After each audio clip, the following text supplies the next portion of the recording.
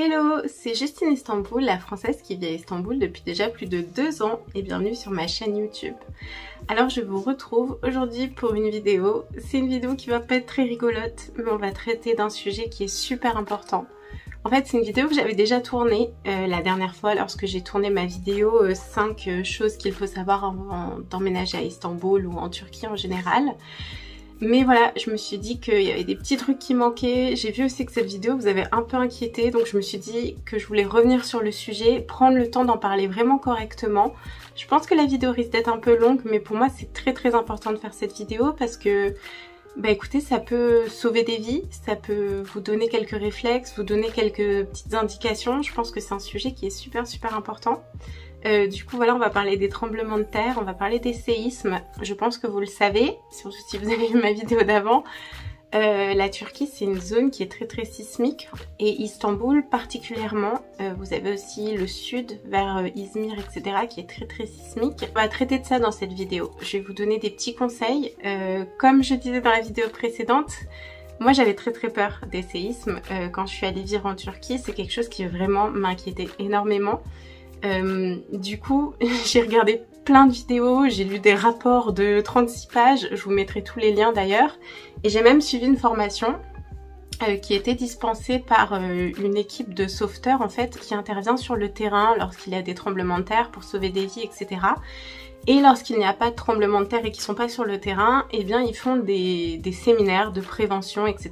Des formations, ils en font en ligne, ils font des formations physiques, etc. Donc je vais vous partager dans cette vidéo en fait tout ce que j'ai appris, les choses que j'ai appris en me renseignant moi-même, et les conseils qui ont été dispensés du coup par cette association de sauveteurs. Donc moi je vous fais la petite formation gratuite. Je vais essayer aussi de dédramatiser un petit peu le sujet parce que c'est un sujet très sérieux, très important. Mais je veux pas non plus vous faire peur. J'ai vu des commentaires sous ma dernière vidéo qui disaient « Oh non, ta vidéo, ça compromet nos vacances. » Elle m'a fait peur et oh mon dieu, quand j'ai vu ça, je me suis dit « Mais c'est tellement pas le but. » Cette vidéo, c'est pour, on va dire, parler un petit peu de manière factuelle de ce qu'est les séismes, etc., des risques.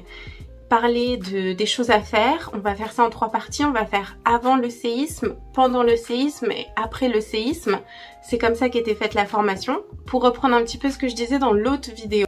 Dernièrement, enfin ça fait quand même quelques années, les scientifiques ont remarqué que la faille sismique au sud d'Istanbul était pleine en fait. La faille sismique, c'est ça qui crée le séisme parce qu'en fait elle se charge en énergie et en fait lorsqu'elle est pleine, elle doit exploser pour relâcher donc toute cette énergie accumulée. On sait jamais exactement quand ça peut arriver, il n'y a rien qui permet de prédire un séisme en fait, c'est ça qui est vraiment fou, c'est que ça se prévoit pas, on peut jamais savoir exactement, on peut constater qu'effectivement la faille est pleine etc, donc que ça peut arriver, mais on ne sait pas si ça peut être dans 10 minutes, dans 10 ans, dans 10 mois, dans 2 jours, en fait on ne sait absolument pas. Le dernier gros séisme du coup à Istanbul, il était en 1999. Donc ça fait quand même pas mal de temps, ça fait plus de 20 ans, du coup c'est ça aussi qui fait dire aux scientifiques que ça devrait quand même pas trop tarder parce que c'est rare qu'il y ait une telle distance en fait entre des gros séismes. Le séisme en 1999, il était à Izmit. En fait, l'épicentre était à Izmit. Il me semble que le séisme était de 7 et quelques et ça avait fait quand même pas mal de dégâts dans la région. Mais après ça c'est normal parce qu'il faut savoir que quand il y a un séisme et que par exemple l'épicentre est au niveau d'Izmir, donc qui est bien plus au sud, bah ça peut se ressentir jusqu'à Istanbul en fait, parce que du coup les ondes etc selon l'intensité du séisme peuvent vraiment se ressentir très loin. Lorsque j'étais à Istanbul, j'ai vécu, je crois qu'il y a dû avoir 4 séismes en tout. C'était des petits, c'était des séismes de 4, 5 il me semble, peut-être 6 une fois, mais c'était vraiment absolument pas fort. Et voilà, je tiens à le préciser parce que c'est vrai que des fois il y a des séismes de 6 qui peuvent faire beaucoup de dégâts et des fois ça fait aucun dégât. Donc en fait ça dépend vraiment des infrastructures, de l'épicentre, ça dépend vraiment de tout ça. Il faut savoir que du fait que la Turquie est une zone très sismique, et par rapport au dernier séisme de 1999, il y a pas mal de lois qui sont passées qui forcent maintenant à construire les bâtiments de manière à ce qu'ils résistent au séisme. Donc un bâtiment résistant au séisme, c'est un bâtiment qui en fait ne va pas s'écrouler par rapport au choc, mais qui est construit en fait pour, on va dire, un petit peu surfer sur la vague, sur la secousse. Et voilà, je tenais à dire aussi que généralement les hôtels, etc., ils font super attention à ces choses-là. Voilà, sauf si vous allez vraiment dans un petit hôtel ancien, etc. Mais si vous allez dans les nouvelles constructions, tout ce qui est hôtel un petit peu de luxe, etc., franchement, vous n'avez pas de souci à vous faire. Ce qui est très important de faire avant un séisme, tout d'abord, c'est de très bien choisir votre appartement et la localisation. Donc il faut savoir que du coup la faille sismique elle est au sud par exemple d'Istanbul. J'ai parlé essentiellement d'Istanbul, vous m'excuserez mais c'est parce que je connais très bien cette ville en fait, c'est là où j'ai habité. Voilà, mais c'est à tenir compte aussi pour les autres villes, il faut que vous vous renseigniez d'où est la faille sismique, etc. pour du coup choisir votre habitation. En fait, plus vous êtes proche de la faille sismique, plus vous serez près potentiellement de l'épicentre du séisme et du coup plus vous êtes dans une zone à risque. Plus vous êtes éloigné, moins vous serez près de l'épicentre et du coup vous êtes moins dans une zone à risque. Ce qui est considéré à risque à Istanbul, c'est tout ce qui est en fait au sud d'Istanbul. Alors je vais y revenir encore avec mon accent pourri, Aviclar, Eşenur, Fatih, Eminönü, etc. sur la rive asiatique. Et si vous êtes Üsküdar, Kadıköy ou alors même les îles aux Princes, les Adalar, c'est vraiment sur la faille sismique. Donc en fait, si vous êtes dans cette zone-là, c'est beaucoup plus à risque, alors que si vous montez et que vous allez plus vers le nord, vous vous éloignez de la faille sismique et du coup vous êtes dans une zone qui est beaucoup plus sûre. Ceci dit, voilà, comme je vous disais, des fois un séisme, ça se ressent d'Istanbul à Izmir. Donc voilà, on va dire que si vraiment il y a un gros séisme, même si vous êtes au nord, vous allez forcément le ressentir. Et il est tout de même très important de bien choisir votre habitation. Là, il est vraiment primordial de choisir un bâtiment qui est aux normes sismiques. Donc comme je le disais, normalement, tous les bâtiments neufs sont censés être aux normes sismiques. Ceci dit, il y a encore des petits malins qui, parce que ça coûte moins cher de ne pas le construire aux normes sismiques, construisent des bâtiments qui ne sont pas sains et saufs, quoi. Il faut vraiment que vous renseigniez. Si votre bâtiment est aux normes sismiques, vous aurez un papier qui vous sera remis, que vous soyez propriétaire, locataire ou autre, vous aurez ce papier. Parce que grâce à ce papier, vous pouvez ouvrir tout ce qui est gaz, électricité, etc. Si vous n'avez pas ce papier qui certifie que votre bâtiment est aux normes sismiques, vous ne pouvez pas ouvrir le gaz, l'électricité, etc. Donc voilà, c'est très important. Si le propriétaire vous dit « Ne vous inquiétez pas, j'ai mis le gaz, l'eau et tout à mon nom, vous n'avez pas besoin d'ouvrir tout ça », il y a un truc bizarre. C'est ce qui m'arrive avec mon premier appartement. C'est qu'en fait, le bâtiment était neuf, il avait moins de 3 ans, il n'était pas aux normes sismiques. Du coup, le propriétaire avait tout mis à son nom, il avait trouvé une magouille et du coup, il avait réussi à ouvrir l'eau, l'électricité, etc. Sauf qu'il n'avait pas du tout de papier disant que le bâtiment était aux normes sismiques. Ensuite, deuxième chose qui est très importante à savoir, en fait, avant donc le séisme, c'est de repérer tout ce qui est point d'eau, gaz, électricité, parce qu'en fait, vous allez devoir les couper en cas de séisme. Donc pas pendant le séisme, mais après le séisme. Je vous expliquerai tout ça dans la troisième partie. Ensuite, troisième chose importante, il faut que vous fixiez tout ce qui est meubles assez haut au mur. D'ailleurs, en fait, c'est tout à fait autorisé, que vous soyez dans une location ou non. Vous avez le droit, même l'obligation de fixer vos meubles au mur, donc tout ce qui est dressing, armoire, étagère, etc. Et évitez d'avoir des bibelots un petit peu en hauteur parce qu'en fait, en cas de séisme, du coup, ça évitera que ça vous tombe dessus et que ça vous blesse.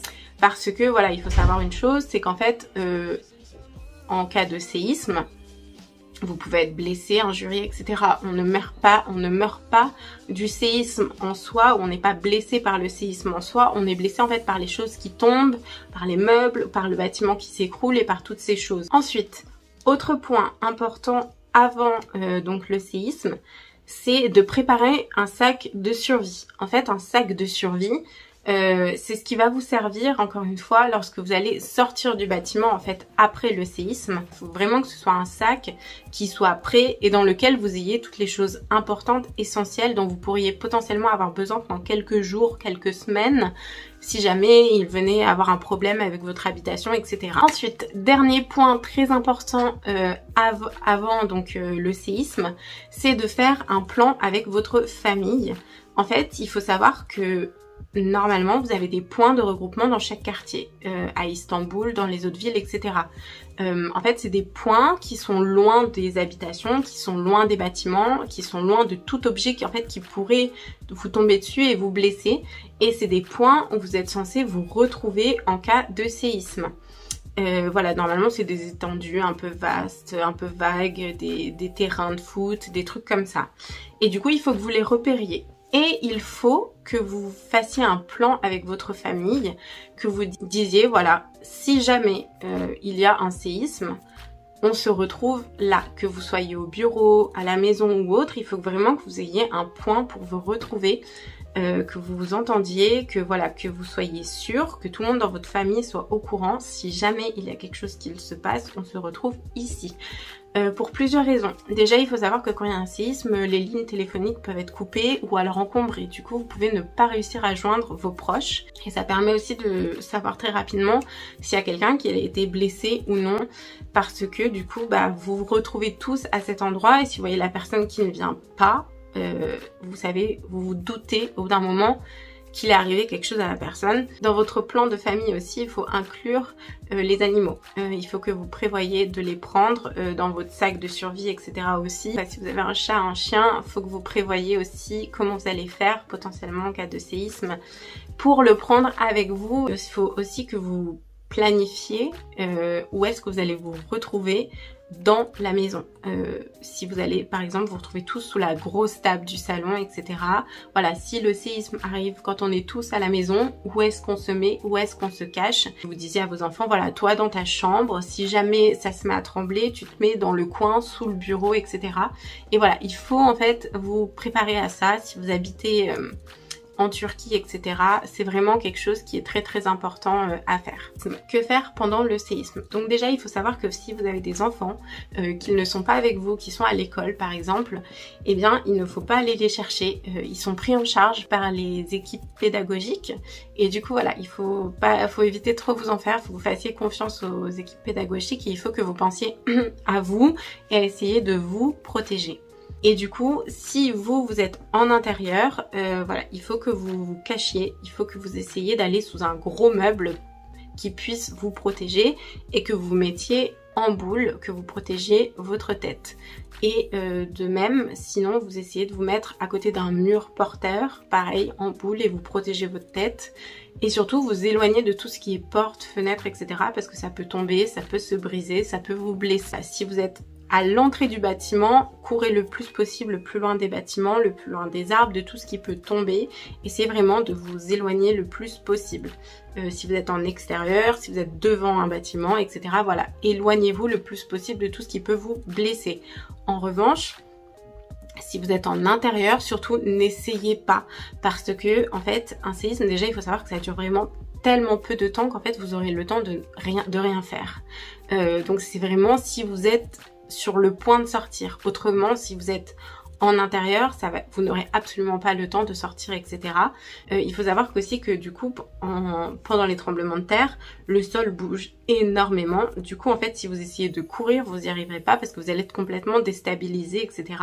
Et il risque d'y avoir des choses qui peuvent tomber et qui peuvent vous blesser. Du coup, voilà, c'est pourquoi il est recommandé vraiment que si vous êtes en intérieur, vous n'essayez pas de sortir parce que vous n'aurez pas le temps et vous risquez plus de vous blesser plutôt qu'autre chose. Si vous êtes en voiture, surtout arrêtez-vous et essayez de vous arrêter loin de tout ce qui peut tomber, vous blesser. Voilà, c'est tout le temps la même chose, on essaie de se protéger et vous ne sortez surtout pas de votre véhicule avant la fin de la secousse, c'est très très important.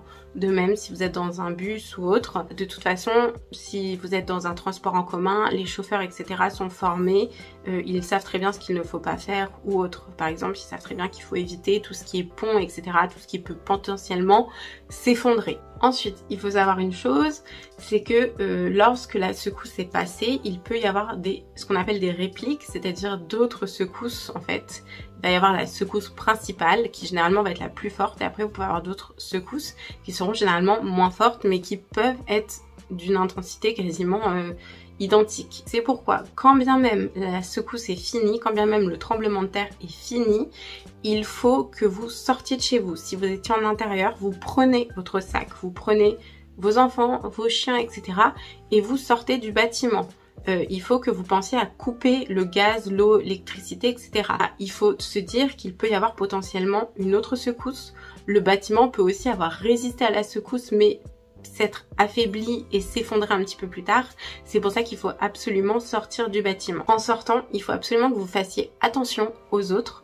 Voilà, généralement ça crée un sentiment de panique, mais voilà, il faut tout de même que vous soyez attentif aux autres, que tout le monde fasse attention à son comportement, que vous ne commenciez pas à vous pousser, etc. parce que vous pouvez devenir un danger pour les autres. Il faut vraiment tenter de garder son calme et de surtout ne pas se bousculer, etc. parce que voilà, et ça peut créer vraiment après des blessés, etc. si tout le monde commence à paniquer, à se pousser, à se marcher dessus, etc. voilà, après ça peut vraiment être la catastrophe. Il ne faut pas aussi utiliser tout ce qui est ascenseur, etc. parce que ça peut être endommagé pendant la secousse. De même, ne prenez surtout pas les ascenseurs, tout ce qui est voilà mécanique ou autre.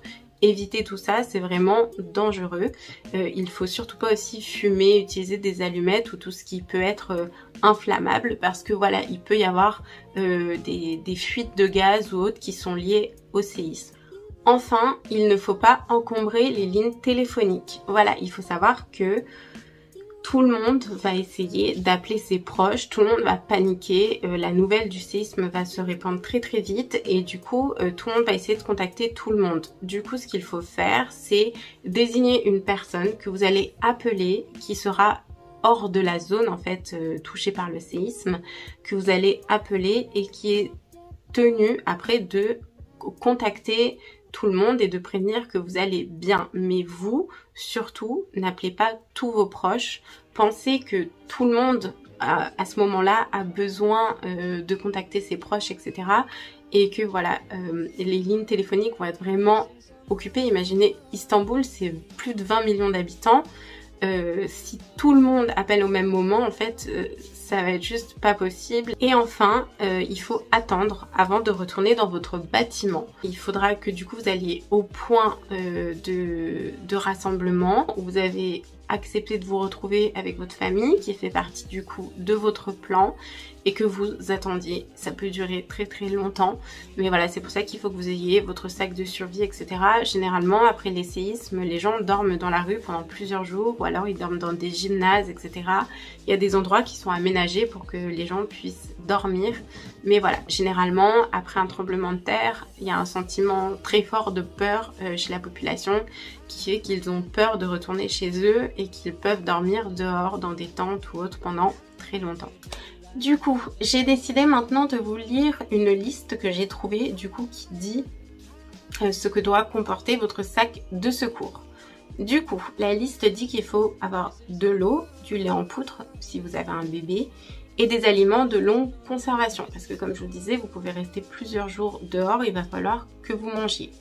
Et il faut que vous ayez une trousse de premier secours, donc des pansements, des bandages, du désinfectant, des ciseaux, etc. au cas où vous seriez blessé. Il faut que vous ayez tout ce qui est traitement médicaux chronique. Si vous avez une maladie ou autre, il faut que vous ayez vos médicaments sur vous. Je ne sais pas si vous avez de l'asthme ou autre, il faut que vous ayez de la ventoline. Si vous êtes diabétique, que vous ayez votre insuline, etc. Ensuite, il faut que vous ayez une lampe torche parce que oui, en cas de séisme, du coup, tout ce qui est ligne téléphonique, électricité peut être coupé. Voilà, ça peut être endommagé, ça peut ne plus fonctionner correctement pendant quelques jours. Ensuite, il faut que vous ayez une radio et des piles. Ensuite, il faut que vous ayez des bougies, des allumettes, un briquet. Oui, parce que du coup, s'il n'y a plus d'électricité, vous allez devoir vous tenir éclairé comme ça pendant quelques jours.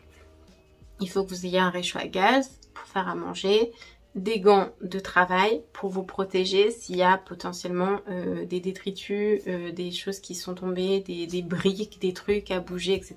que vous soyez protégé. Un sifflet, donc ça c'est au cas où vous seriez coincé dans les décombres ou autre, que vous puissiez prévenir d'où est-ce que vous vous trouvez, et des copies de papier ou une copie numérique enregistrée sur clé USB, donc des documents personnels, pièces d'identité, assurance, livret de famille, etc. Donc voilà, que si jamais votre bâtiment est écroulé ou vous n'y avez pas accès ou peu importe, ou même si juste vous découchez pendant plusieurs jours, que vous ayez tous vos papiers sur vous. Voilà, c'est super important, il faut toujours avoir ces papiers sur soi. Moi, il y a des petits trucs que je rajouterai sur la liste. Je rajouterai qu'il faudrait aussi une tente peut-être. Vous savez, maintenant il y a des toutes petites tentes là que tu déplies, etc. Et les sacs de survie, ça peut être un gros sac à dos quand même. Et je pense que ça peut servir si vous devez dormir plusieurs jours dehors, etc. Des habits de rechange et des habits chauds, parce que si ça se produit en hiver, voilà, il faut quand même avoir des habits chauds. Et j'ajouterai aussi peut-être des chargeurs, voilà, des batteries pour recharger vos téléphones. Moi, je pense que je prendrai aussi une petite trousse d'hygiène. Parce que du coup, si vous êtes plusieurs jours dehors, peut-être avoir une trousse, vous avez des brosses à dents, etc. Enfin voilà, en fait que vous mettiez tout ce qui est important pour vous. Si vous avez des animaux aussi, vous pouvez mettre des croquettes, de la nourriture pour vos animaux, etc. Parce que voilà, si vraiment la ville est endommagée, qu'il n'y a plus de supermarchés ouverts, etc., vous allez devoir pendant quelques jours quand même survivre comme vous le pouvez. Je tenais à vous dire aussi que la probabilité, si vous allez en vacances là-bas, qu'il y ait un séisme est quand même très très faible. Parce que voilà, j'ai vu des personnes qui disaient « Ah, on voulait y aller 2 semaines, mais du coup on a peur par rapport au tremblement de terre, etc. » J'ai vécu 2 ans et demi et du coup voilà, j'ai vécu environ 4 séismes. Mais comme je disais, c'était plutôt petits. Donc voilà, je pense quand même que la probabilité qu'il y ait un séisme quand vous y allez, si vous y allez 1 semaine, 2 semaines, quelques jours en vacances, elle est très faible. Il y a eu un séisme, en fait moi j'étais au bureau et en fait j'ai à peine senti le séisme, j'ai cru que j'avais un vertige et en fait j'ai compris qu'il y avait un séisme parce que j'ai vu l'électricité qui se coupait, on n'avait plus internet, etc. Voilà. Ça a duré quelques minutes et c'est reparti. Il y a eu un autre séisme et j'étais chez moi et pareil, j'ai cru pareil que j'avais une baisse de tension. Et en fait, j'ai juste senti comme un petit truc comme ça et j'ai cru que c'était moi qui me sentais mal et les autres, je ne les ai pas sentis. Je tenais à vous parler aussi d'une application que j'ai téléchargée et que moi je trouve très bien. C'est une application qui en fait vous envoie une notification dès qu'il y a un séisme. Alors comme je vous disais, un séisme ça ne se prédit pas. Donc vous ne pouvez pas recevoir une notification avant qu'il y ait le séisme. Mais cette application les envoie très très vite et vous envoie également si vous avez un séisme qui est dans votre zone. Et comme je vous disais, comme il peut y avoir des répliques, ça peut être très utile. Parce que si vous êtes informé qu'il y a eu un séisme, que vous recevez la notification, c'est franchement quasiment instantané. Et faire attention au cas où il y aurait des répliques, des secousses, etc. Sur l'application, vous pouvez signaler même si vous avez ressenti un séisme. Donc vous pouvez potentiellement être la première personne dans votre zone à signaler le séisme. Vous avez vraiment toutes les informations, vous pouvez voir tous les séismes qu'il y a dans le monde entier, dans votre zone, autour de chez vous. Vous voyez la force du séisme, vous voyez l'épicentre, etc. Et vous voyez les commentaires des personnes qui parlent du séisme, etc. Donc voilà, moi je trouve que c'est une application qui est très très bien faite et je vous mettrai le lien dans la description. J'ai fait un post sur mon Instagram où tout est écrit, c'est en story permanente. Pareil, je vous mettrai le petit post ici et je vous dirai dans quelle story permanente vous pouvez le trouver. Il faut pas avoir peur, il faut se dire que de toute façon, si ça doit arriver, ça arrivera. On peut rien faire pour l'empêcher. On peut juste se préparer et avoir les bons réflexes. Et sur ce, je vous fais plein de gros bisous. J'espère malgré tout que cette vidéo vous aura plu. J'espère qu'elle vous sera utile. Je vous embrasse très fort et je vous dis à très bientôt.